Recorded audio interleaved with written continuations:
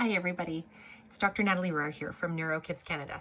Okay, this is the first monthly Q&A session, so sort of in video blog form, and I thought I would start from the beginning with some basic questions that I get asked very frequently, and that's kind of all-encompassing to help you gain an understanding of what biomedical and holistic support can look like for the neurodivergent child, and why we look at those things.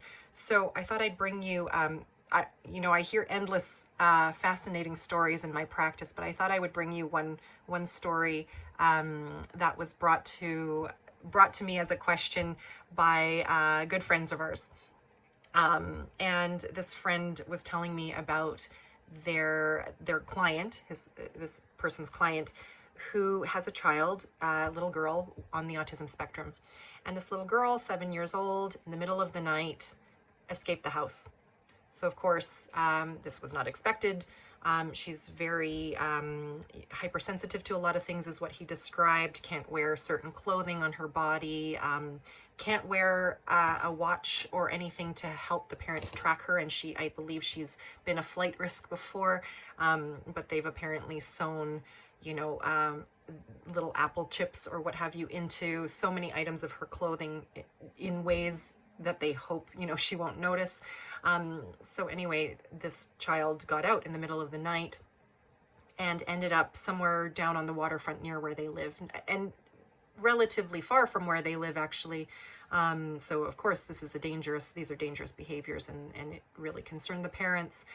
And the parents didn't actually even know that the child had gotten out. I mean, why would they, right? The doors are locked before you go to bed. Why would a little girl get out of the house? They only knew that she'd gotten out when the police, who found her on the waterfront, brought her home. They managed to, sort of follow her in the general direction of her house, I believe to her street, and then by process of elimination, figured out which house was hers, because it was the only house on the street with the door left wide open. So, my friend said, in that situation, and this friend has no context really for what I do, so asked a very, the very obvious question: what can you do? Actually, like, what do you actually do for a child like that? And in his words, without having to lock them up or something, right? And so my answer was that, of course, you see a lot of different behaviors with the neurodiverse or neurodivergent child. And it can look like just a lot of these behaviors that leave parents afraid, feeling helpless, unsure what to do.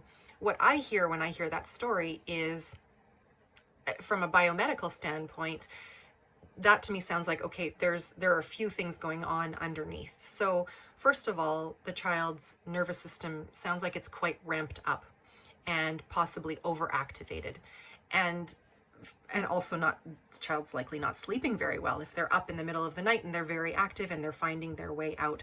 So those are just two things that I'm going to be looking at. Are there nutrient deficiencies that are creating a sleep disorder? Are there things sort of almost fueling the fire that overexcite or overactivate the nervous system and create the situation where the nervous system's actually having a really hard time regulating and settling at the end of the day, or ever? This can look like so many different things. It can look like escapist or impulsive behavior, but it can also look like hyperactivity. It can look like, for some kids, even fatigue, or just not being able to settle and not being able to focus or regulate, sit still. So it might look like a dangerous behavior, or it might look a bit more minor. So looking at the nervous system, what are things that can help regulate? A lot of children have some nutrient deficiencies, such as, let's say, magnesium or other things that are imbalanced or not in their systems in the right amounts, used up pretty quickly, depending on how stressed their systems are. And I'm also looking to investigate deeper. What are the things that can fuel those fires? What is acting inflammatory in that child's body, creating overexcitation, or what we call neuroexcitotoxicity. So excitation in the nervous system that essentially becomes toxic and exhibits itself as these types of behaviors. So this is just one instance in which I would be looking at the nervous system. And in general, the message I wanted to convey to you all who are listening to this, essentially the question of what can we do? What do we do? Really, it's about looking at the whole child. And you're going to hear me say that over and over in everything that I do. The whole child.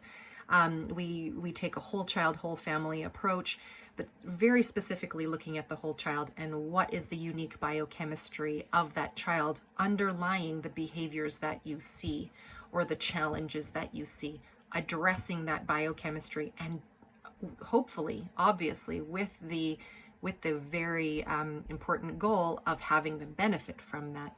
So the nervous system is just one aspect of that. I'm also likely looking at the digestive tract in those situations, because when there's sort of invisible things that are fueling the fire of inflammation and overexcitation in the system, a lot of the times the gut is one of the culprits, if not the main culprit. So I'm looking there, and then I'm looking deeper at, is there toxicity? Is there stuff being harbored in the system that just sort of depletes the system little by little over time, creating deficiencies, creating other imbalances, and this vicious cycle. So just a quick story there to illustrate how we can go from looking at just a dangerous or scary behavior to looking at a child as a whole in terms of what can we actually help support them with. And in this case, yeah, I'd be looking very much at their nervous system, and if there are issues, balancing regulation. So I hope you found that useful. I'm going to be doing these about once a month just to give you some extra information, some extra insight into what you might be experiencing. Feel free to send your questions. I'm always looking for your input that will inform blog posts I write, videos that I put up, content that I create, both free and paid. And so if you're looking for support right now, you're more than welcome to also book in with myself. You're also welcome to sign up for our flagship course called Unleashing Your Child's Potential, A Parent's Guide to Holistic Autism Care. That's on the website on neurokidscanada.com. Okay, we'll see you next time.